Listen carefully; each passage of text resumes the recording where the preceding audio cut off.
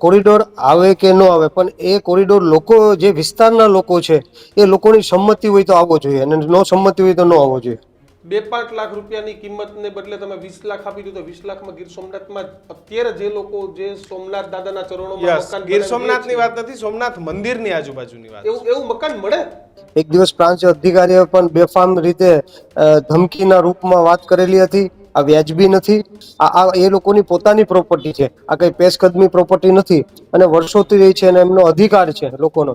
એટલે જે પણ કઈ થાય એ એકબીજા સાથે ચર્ચા કરીને થાય અને એકબીજાની સંમતિથી થાય. પણ કોરિડોર મંજૂર થવાથી લોકોને નુકસાન થતું હોય તો વ્યાજબી નથી. એટલે એકબીજાને ચર્ચા કરી અને એક સારું નિવારણ લાવે અને લોકોની જે માંગણી છે એ લોકોની માંગણી પૂરી નહીં થાય તો હું લોકો સાથે છું.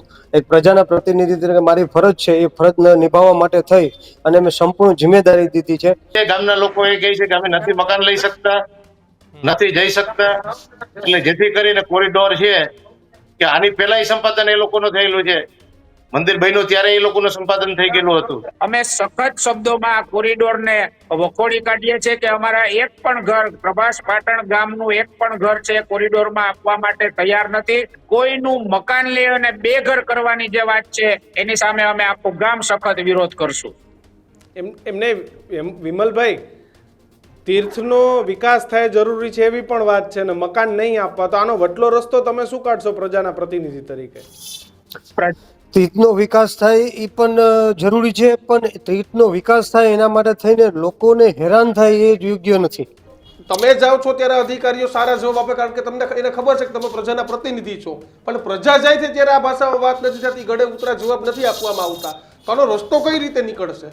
પ્રથમ જે જિલ્લાના હોય એ કલેક્ટર હોય છે એટલે કલેક્ટરને મેં વાત કરી. મેં એમને પ્રાંત અધિકારીની પણ ફરિયાદ કરી કે જે ભાષામાં વાત કરે છે એ યોગ્ય નથી.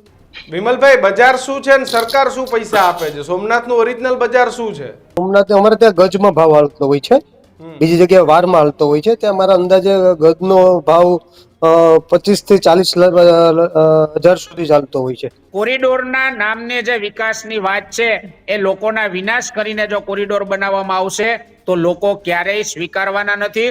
અમે સખત શબ્દોમાં અને હું હિત રક્ષક સમિતિના પ્રમુખ તરીકે આપને જણાવવા માંગુ છું ન્યૂઝ રૂમના માધ્યમથી કે કોરિડોર થાવો જ ન જોઈએ. અમને ક્યારેય સ્વીકાર્ય નથી.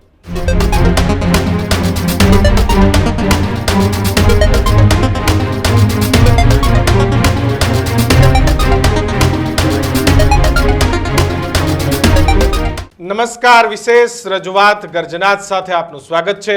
ભાઈ બહેનનો પવિત્ર તહેવાર રક્ષાબંધનની ન્યૂઝરૂમના તમામ દર્શક મિત્રોને ઘણી બધી શુભકામનાઓ. ખાસ કરીને આજે બહેનો કે જે પોતાના ભાઈની રક્ષા માટે પરમ કૃપાળુ પરમાત્મા ઈશ્વરને પ્રાર્થના કરતી હોય છે કે મારા ભાઈનું રક્ષણ કરજે. તેવી તમામ બહેનોને રક્ષાબંધનના દિવસે અમારી ન્યૂઝરૂમની ટીમ પરથી ઘણી બધી શુભકામનાઓ. આજની ચર્ચા એ દેવાધિદેવ મહાદેવ એવા સોમનાથની કરવી છે. આપણે ત્યાં હંમેશા એવું કહેવામાં આવ્યું છે કે વિકાસના ભોગે વિનાશ ન હોઈ શકે. વિકાસ એવો હોવો જોઈએ કે જે વિકાસથી કોઈ એ રંજિત ના થાય, કોઈ હેરાન ના થાય, કોઈ પરેશાન ના થાય, એવો વિકાસ હોવો જોઈએ.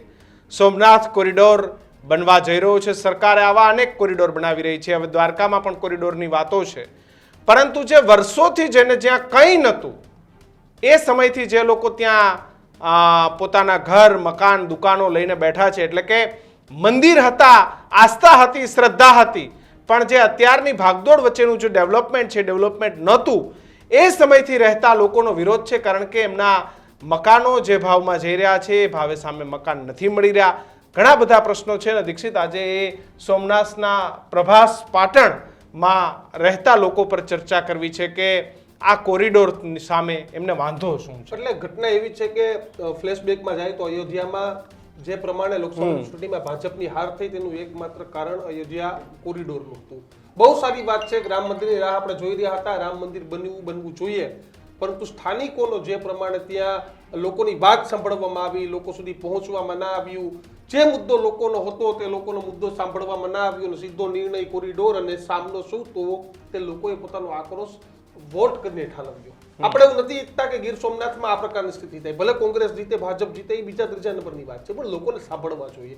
લોકોના પ્રશ્નો શું છે તે લોકો સુધી પહોંચાડવા જોઈએ, સરકાર સુધી પહોંચાડવા જોઈએ. કારણ કે જે પ્રકારનો ઘટનાક્રમ આ તમે દ્રશ્યો જે જોઈ રહ્યા છો તે ગીર સોમનાથના દ્રશ્યો છે કે જ્યાં મોટી સંખ્યામાં લોકો એકઠા થઈ રહ્યા છે. તમને ને મને બંનેને ખબર છે કે જંત્રીની કિંમત જમીનના વીઘાના ભાવમાં તમે જો તો 8-10 લાખ રૂપિયા જંત્રીની કિંમત થતી હોય. કદાચ ચાર ગણા કરો ને તોય 40 લાખ થાય. અને પણ જમીન કરોડો રૂપિયાની હોય. સરકારે જાણે છે કયો બિલ્ડર જમીન પ્રમાણે જમીન વેચે છે કે કયો બિલ્ડરે જંત્રીના ભાવ પ્રમાણે તમને પ્લોટ આપે છે. એટલે કરોડો જંત્રીના રૂપિયાની ભાવ જમીન પ્રમાણે થઈ ગઈ વ્હાઈટ છે. લેવાય છે, બાકીનું બ્લેક લઈને તો એ સરકાર પણ જાણે છે, પણ તોય એટલે ઘટનાક્રમ અત્યારે 4 ગણા રૂપિયા આપવાની જાહેરાત કરાઈ છે, પણ શું 2-5 લાખ રૂપિયાની કિંમતને બદલે તમે 20 લાખ આપી દો તો 20 લાખમાં ગીર સોમનાથમાં અત્યારે જે લોકો જે સોમનાથ દાદાના ચરણોમાં યસ, મકાન ગીર બનાવી સોમનાથની છે, વાત નથી, સોમનાથ મંદિરની આજુબાજુની વાત. એવું મકાન મળે? તો આ અશક્ય અમને દેખાય છે, છતાં પણ કઈ રીતે શક્ય અશક્ય છે તે સોમનાથના લોકો આપણી સાથે જોડાયેલા છે, તેની સાથે આપણે વાત કરીએ. આજની ચર્ચા સોમનાથ કોરિડોર પર. આપણી સાથે ગીર સોમનાથના ધારાસભ્ય વિમલભાઈ ચુડાસમા આપણી સાથે જોડાઈ ગયા છે. તેની સાથે જ બાલાભાઈ સામડા છે કે તે રબારી સમાજના પ્રમુખ છે, તે પણ જોડાઈ ગયા છે. અમલ ભટ્ટ કે હિતરક્ષક સમિતિના પ્રમુખ, બ્રાહ્મણ સમાજના પ્રમુખ છે, તે પણ જોડાઈ ગયા છે. અને જાગૃતિબેન દેસાઈ પણ આપણી સાથે જોડાયેલા છે. સૌથી પહેલો સવાલ વિમલભાઈને. વિમલભાઈ, તમે ધારાસભ્યો છો, મુદ્દો પણ છે. ખરેખર આ મુદ્દાને આપણે રાજકીય રૂપ ના આપવું હોય, ખરેખર લોકોને ન્યાય અપાવવો હોય તો શું મુદ્દો હોઈ શકે? તમે લોકો સાથે પણ પહોંચ્યા, તમે જોયા છે દ્રશ્યો.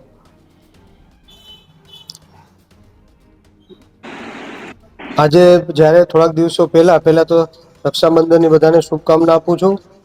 ને આજે મારો જન્મદિવસ પણ છે, અરે ત્યારે એક સારે હેપી બર્થડે, જન્મદિવસની શુભકામનાઓ ન્યૂઝરૂમ તરફથી. ત્યારે સોમનાથ દાદાના સાનિધ્યમાં જે લોકોને તકલીફ પડી રહી છે એ થોડાક દિવસોથી, અંદાજિત 8 કે 10 દિવસોથી એ એકબીજા તંત્ર અને જે હેતલભાઈ છે, બાલાભાઈ છે અને ત્યાંના આગેવાન દ્વારા જે આ કોરિડોર મંજૂર થયું છે અને જે જમીન સંપાદન કરવાની છે એ વિશે ચર્ચા છે એ લોકોની ચાલતી હતી. અંદાજિત 6 કે 7 દિવસથી વાટાઘાટા ચાલતી હતી.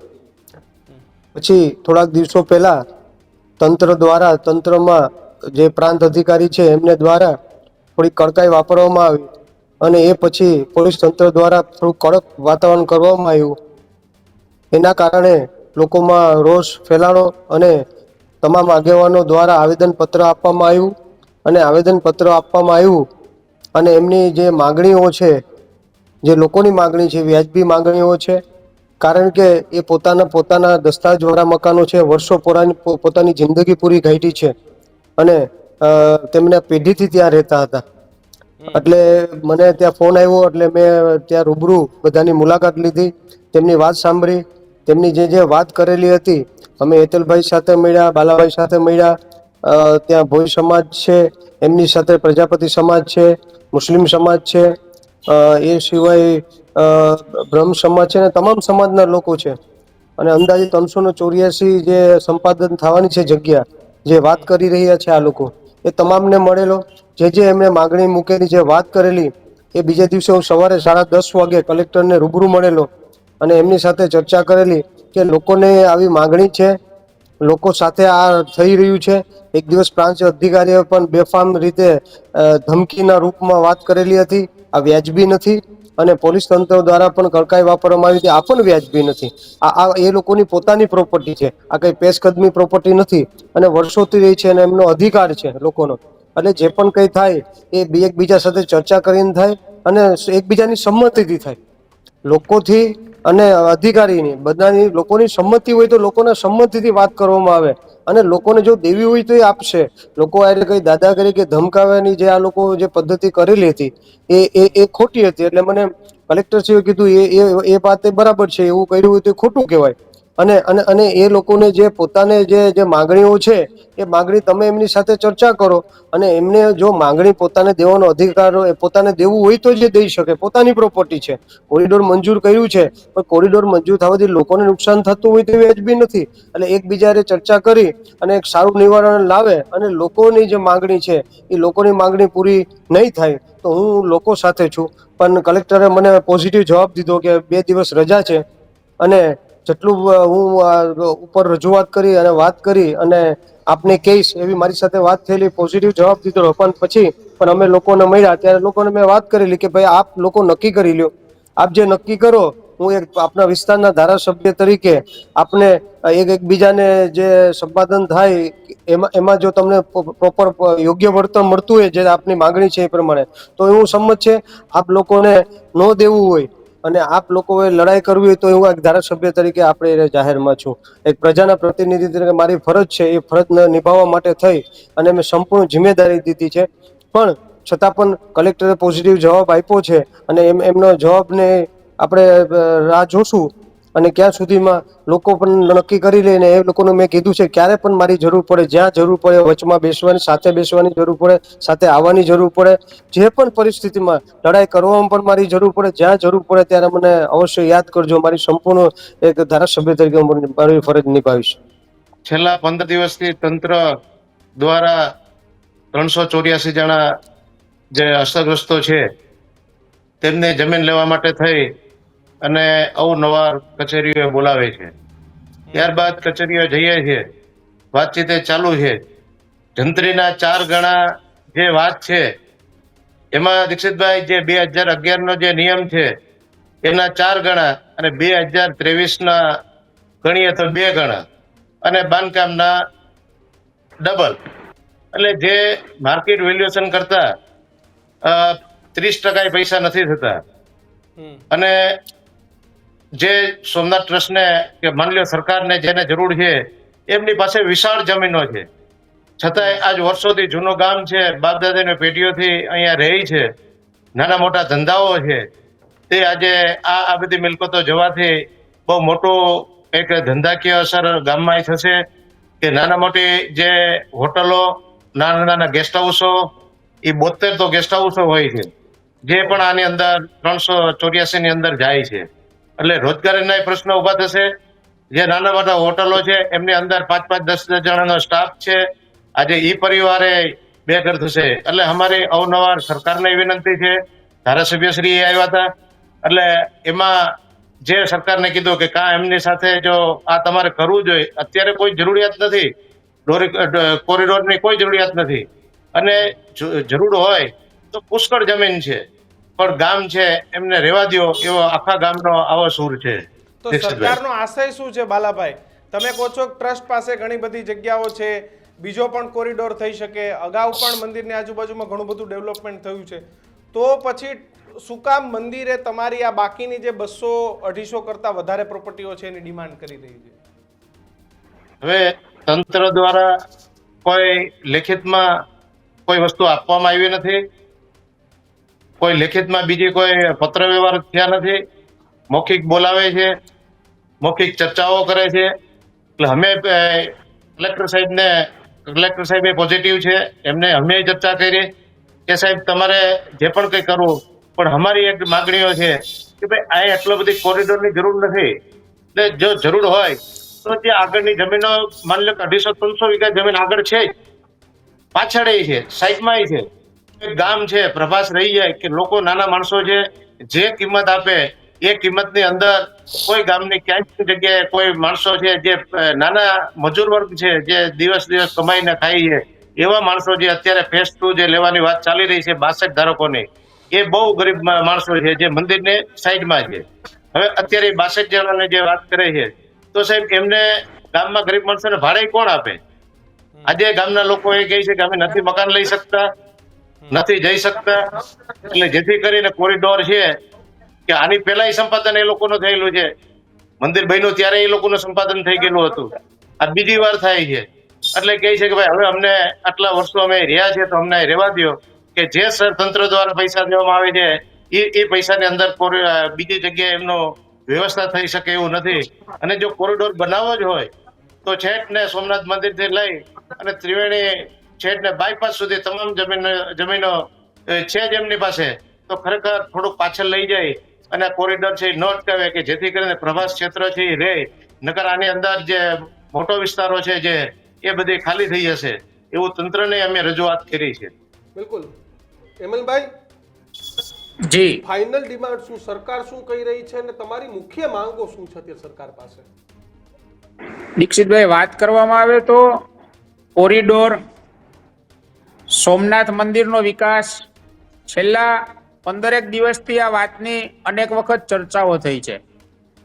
અનેક વખત વહીવટી તંત્ર સાથે મિટિંગો કરવામાં આવી. ગમે ત્યારે કલાક પહેલા બોલાવવા આવે, અસરગ્રસ્તોને બોલાવો, પછી 5 જણાને, 7 જણાને, 10 જણાને બોલાવવામાં આવે.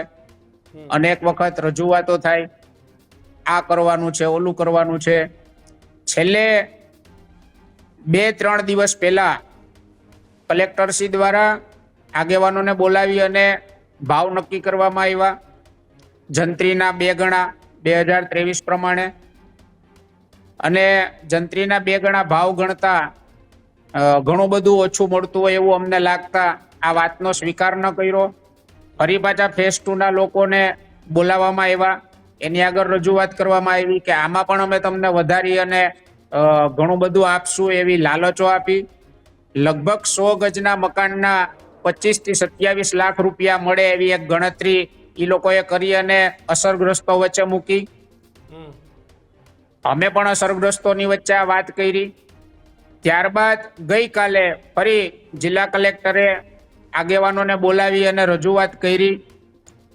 અમે એને પ્રશ્ન પૂછ્યો કે કદાચ આ લોકો માની જાય, અસરગ્રસ્તો છે માની જાય, તો એની વૈકલ્પિક સુવિધા કઈ, કેટલી વારમાં તમે એને વ્યવસ્થા કરી આપશો, કેટલી વારમાં તમે એને મકાન લઈ લેશો દસ્તાવેજી પુરાવા કર્યા પછી.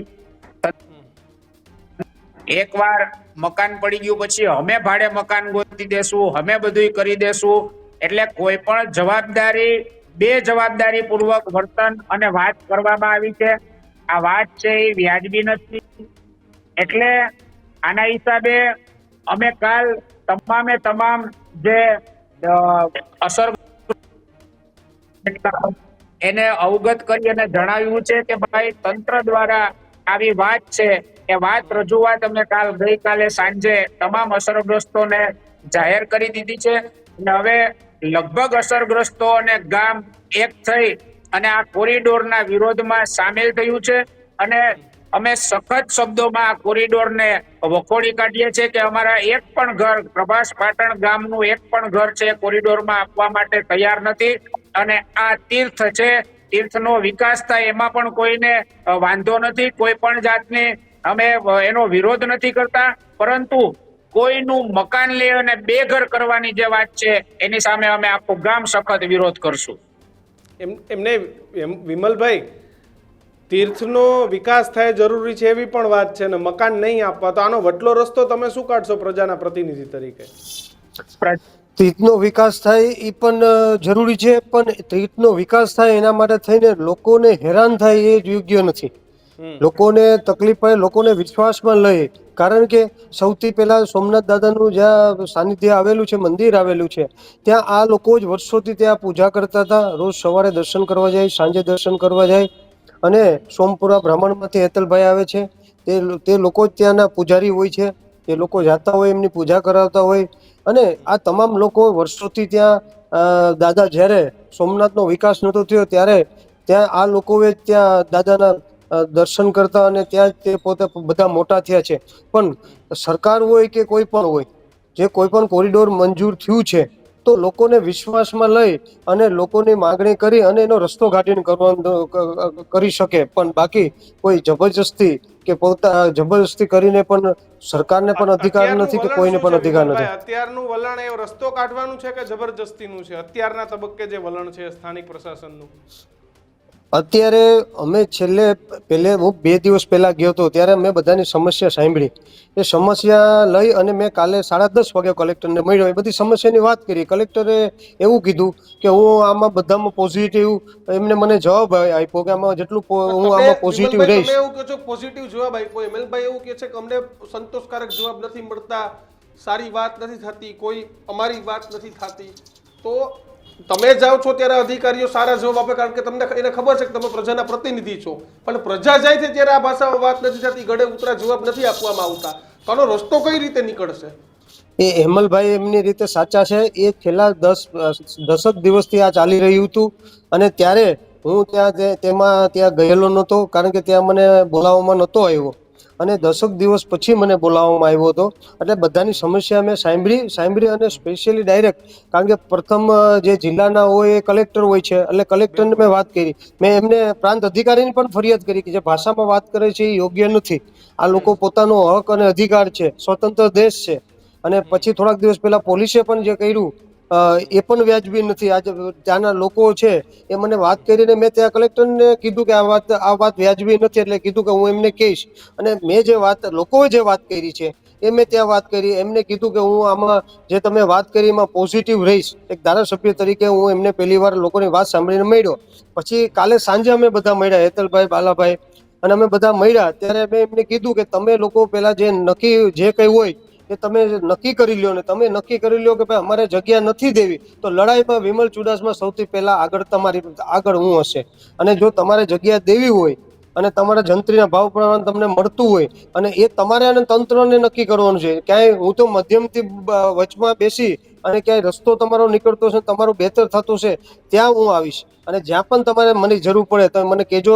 કોઈ અધિકારી સાથે વાત કરવી, સરકાર સાથે વાત કરવી, જે પણ વાત કરવી એ તમારે નક્કી કરવાનું છે. તમારી જગ્યા છે, તમારી પ્રોપર્ટી છે, તમે આખી જિંદગી ગાઈડી છે. એક ધારાસભ્ય તરીકે તમારી સાથે રહેવું એ મારી ફરજ છે. એ લડાઈ હોય કે તમારા હક અને અધિકાર માટે હોય, કે પછી જે કંઈ સંપાદન જગ્યા થતી હોય તો તમને પૂરું વળતર ન મળતું હોય, તો એના સાથે પણ મારી વાત બંને જે એ નક્કી લોકોને કરવાનું, જે લોકો નક્કી કરશે હું લોકો સાથે છું. બાલાભાઈ, કઈ રીતે આનો રસ્તો આવશે આ વિવાદનો? એમનો રસ્તો તો સમાધાન રીતે અમે પ્રયત્ન કરીએ છીએ, અને પણ પબ્લિકમાં એટલો બધી રોષ છે. કાલે અમે જે પ્રાંત અધિકારીઓ દ્વારા, તંત્ર દ્વારા અમને જે વાત કરવામાં આવી એ કાલે સાંજે અમે મિટિંગ બોલાવી અને તમામ સમાજના આગેવાનો તથા ગ્રામજનો તથા જે 384 જણા એમને વાત કરી.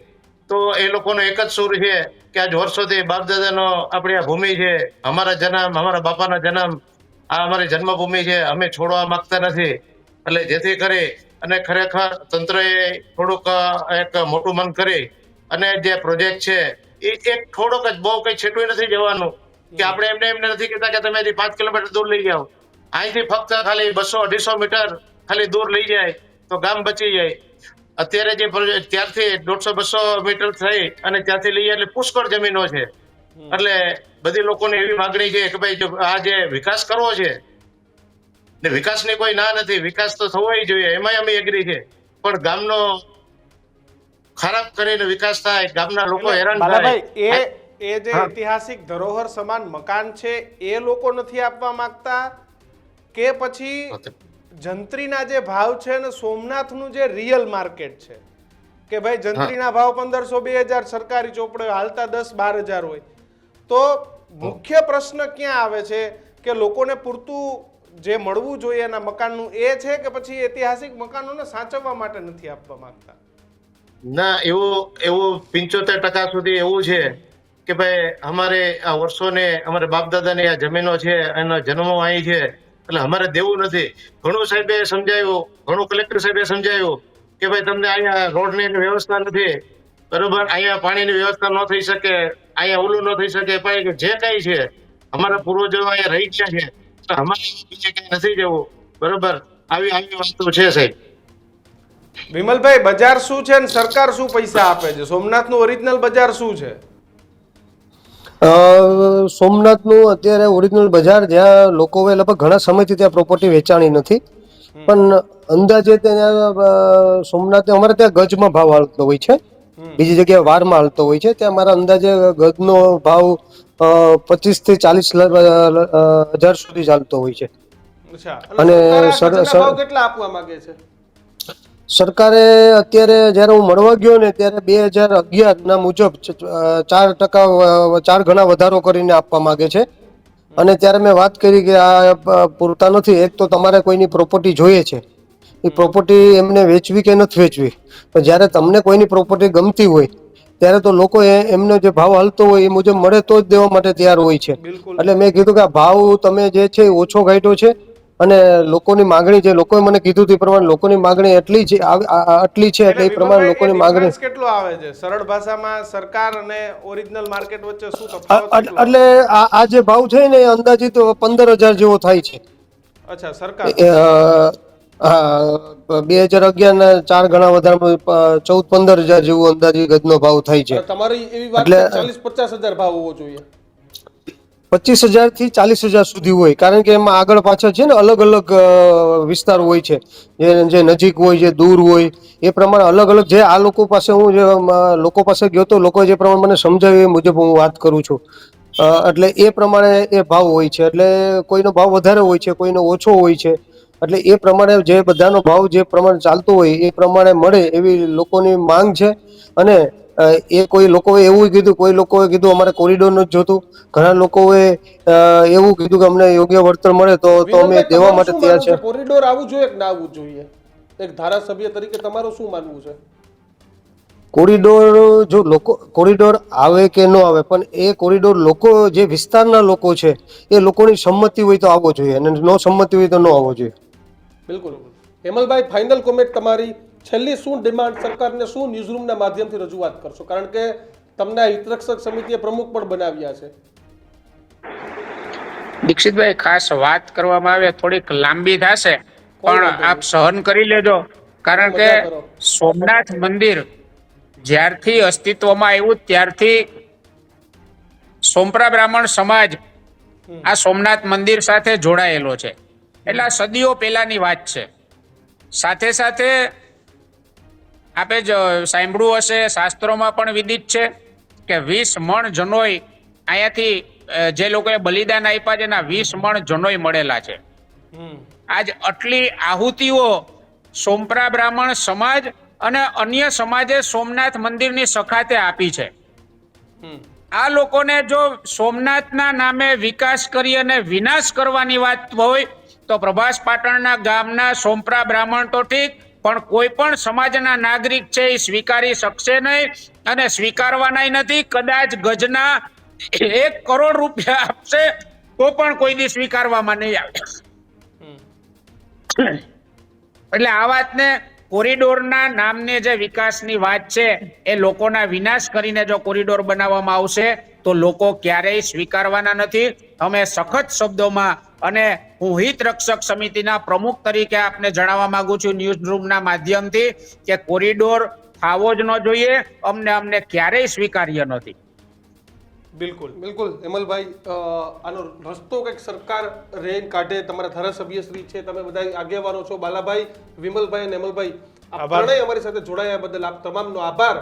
વાસ્તુ એ જ છે કે દાદા સોમનાથનો કોરિડોર બનવો જોઈએ, પરંતુ મારા એક શબ્દો કહેવા છે, થોડાક સત્તાધીશોને કડવા લાગશે, પણ સોમનાથ દાદાના ક્યારેય ખુશ નહીં થઈ જો ત્યાંનો કોઈ ગરીબ માણસ ત્યાંનો સોમનાથનો આંસુ ખોટી રીતે આંસુ આવ્યા અથવા તો આપણા તંત્રના પાપે આંસુ આવ્યા ને તો ક્યારેય દાદા સોમનાથ રાજી નહીં થાય. કાઢો તમે રસ્તો, કાઢો તમે કોરિડોર બનાવો, કાંઈ પણ કરો, પણ લોકોને ખુશ રાખીને કરો.